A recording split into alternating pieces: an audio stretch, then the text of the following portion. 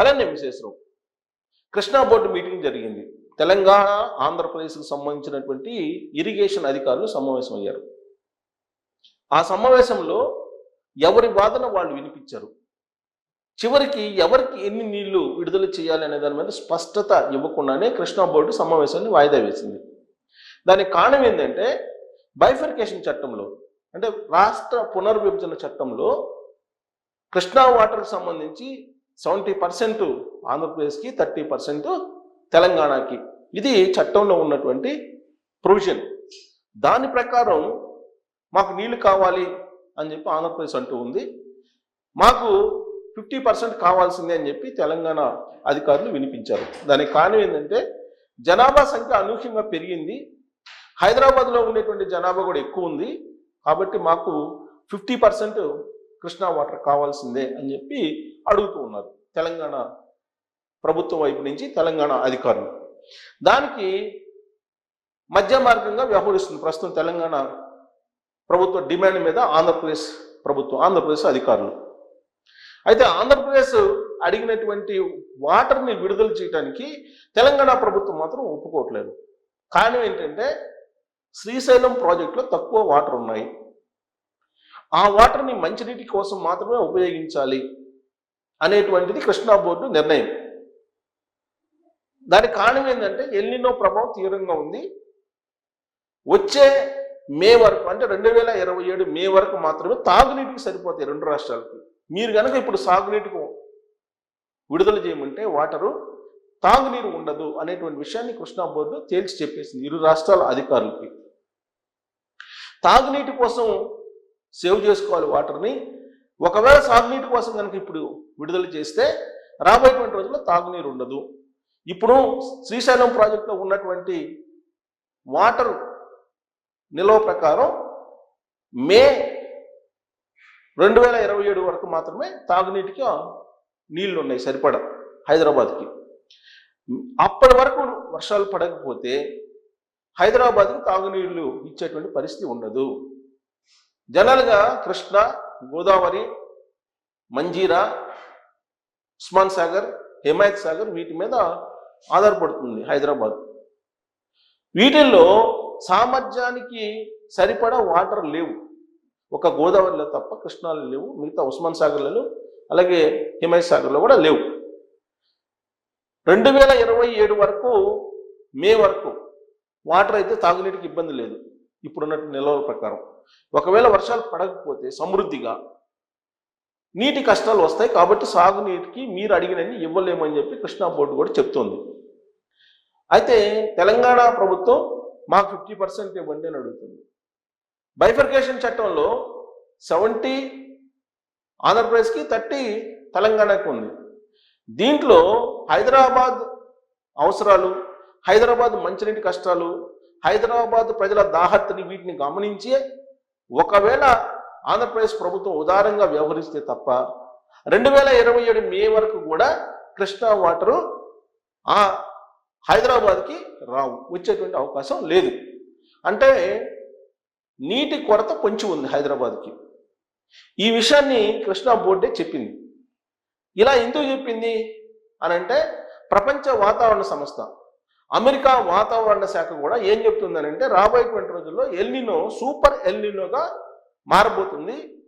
కాబట్టి వర్షాభావ పరిస్థితులు ఉంటాయి ప్రపంచవ్యాప్తంగా అనేటువంటి విషయాన్ని తాజా బులెటిన్లో కూడా చెప్పడం జరిగింది. అయితే ఒక్క చిన్న పాజిటివ్ సంకేతం ఏంటంటే ఈశాన్య ఋతుపవనాలు తమిళనాడు, ఆంధ్రప్రదేశ్, తెలంగాణలో కొంత భాగం వర్షాలు కనుక పడితే అప్పుడు రిజర్వాయర్లకు కొంత నీళ్ళు వచ్చే అవకాశం ఉంది.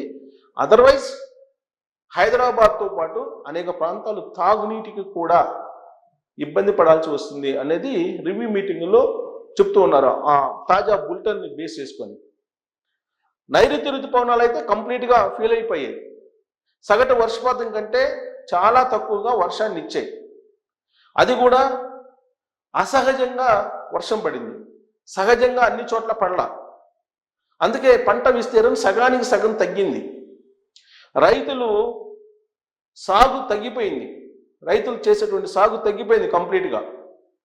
ఆంధ్రప్రదేశ్ తెలంగాణకు వచ్చేటప్పటికి ఆంధ్రప్రదేశ్లో 50% సగటు వర్షపాతం కంటే కొన్ని ప్రాంతాల్లో తగ్గింది.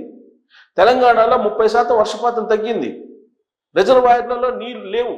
అందుకే వరి పంట వెయ్యొద్దు అని చెప్పి చెప్తూ ఉన్నారు ముఖ్యమంత్రులు. కానీ రైతులు మాత్రం వరి పంట వేస్తున్నారు. ఇలాంటి పరిస్థితుల్లో శ్రీశైలం నుంచి సాగునీళ్ళు కావాలని చెప్పి డిమాండ్ వస్తుంది రైతుల నుంచి. పైనుంచేమో శ్రీశైలానికి వాటర్ పుష్కలంగా రావడం లేదు. ఇలాంటి పరిస్థితుల్లో తాగునీటికి నిల్వ చేయాల్సిన అవసరం ఉందని చెప్పి కృష్ణా బోర్డు చెప్తుంది. రైతుల నుంచి మరోవైపు ప్రెజర్ వస్తుంది ప్రభుత్వాలకి. ఇలాంటి పరిస్థితుల్లో కృష్ణా బోర్డు మీటింగ్ జరిగితే ఆ మీటింగ్లో తుది నిర్ణయం తీసుకోకుండానే అర్ధాంతరంగా ముగిసింది. మళ్ళీ సమావేశం కాబోతున్నారు వచ్చే వారం. ఇన్ని సమావేశాలు జరిగినా ఇదే వాదన వినిపిస్తూ ఉన్నారు. అయితే కృష్ణా బోర్డుకి విశిష్టాధికారాలు ఉన్నాయి కాబట్టి ఈ బైఫర్కేషన్ చట్టం ప్రకారం మాత్రమే కృష్ణా వాటర్ని విడుదల చేస్తారు శ్రీశైలం నుంచి. ఎడం కాలువకి ఎన్ని ఇవ్వాలి, కుడి కాలువకి ఎన్ని ఇవ్వాలి అనేది వాళ్ళు నిర్ణయిస్తారు. అంతే తప్ప తాగునీటికి లేకుండా సాగునీటికి ఎవరు. ఇది కేంద్ర సిడబ్ల్యూసి ఇచ్చింది, సెంట్రల్ వాటర్ కమిషన్ ఇచ్చినటువంటి నిబంధనలు. కేంద్ర ప్రభుత్వ మార్గదర్శకాల ప్రకారం ఫస్ట్ తాగునీటికి ప్రాధాన్యత, తర్వాత సాగునీరు. అంతే తప్ప తాగునీటికి లేకుండా సాగునీటికి ఇవ్వరు. విద్యుత్ ఉత్పత్తికి అసలు ఇవ్వరు. లాస్ట్ ప్రయారిటీ విద్యుత్ ఉత్పత్తికి. ఇలాంటి పరిస్థితుల్లో రెండు రాష్ట్రాల మధ్య ఇప్పుడు నీటి వార్ రాబోతుంది, నీటి యుద్ధం రాబోతుంది. ఈ నీటి యుద్ధం ఎందుకు వస్తుంది? హైదరాబాద్ లాంటి సిటీ దీన్ని కాపాడుకోవాలి. హైదరాబాద్లో ఇరు రాష్ట్రాలకు సంబంధించినటువంటి ప్రజలే కాదు, భారతదేశంలో ఉండేటువంటి అనేక రాష్ట్రాల నుంచి వచ్చి స్థిరపడినటువంటి వాళ్ళు ఉన్నారు. సో వాళ్ళందరికీ తాగునీరుని కనుక అందించకుండా సాగునీరు కనుక ఇస్తే కేంద్ర ప్రభుత్వమే అంగీకరించదు. కాబట్టి కేంద్ర వాతావరణ సంస్థ కానీ లేదా ప్రపంచ వాతావరణ సంస్థ కానీ ఇస్తున్నటువంటి రిపోర్ట్ ప్రకారం ఎల్నినో తీవ్రతరం కాబోతుంది. వాతావరణంలో నీటి తేమను లాగేస్తుంది. కాబట్టి భూగర్భ జలాలు కూడా త్వరగా ఇంకిపోయేటువంటి అవకాశం ఉంది. రాబోయేటువంటి రోజుల్లో నీటి కష్టాలు ఉన్నాయి అని చెప్పి చెప్తూ ఉన్నారు. అయితే ఒకే ఒక గుడ్ సైన్ ఏంటంటే ఈశాన్య ఋతుపవనాలు అనుకూలంగా ఉండొచ్చు అని చెప్పి వాతావరణ శాఖ ఎక్స్పెక్ట్ చేస్తూ ఉంది. దాంతోపాటు ఇండియన్ డైపోల్ అది పాజిటివ్గా వచ్చే అవకాశం ఉంది. ఒకవేళ పాజిటివ్గా వస్తే అప్పుడు వర్షాలు పడే అవకాశం ఉందని అంటున్నారు. కానీ బట్ ఛాన్సెస్ తక్కువ, ప్రాబిలిటీ తక్కువ అని చెప్పి వాతావరణ శాఖ చెప్తుంది.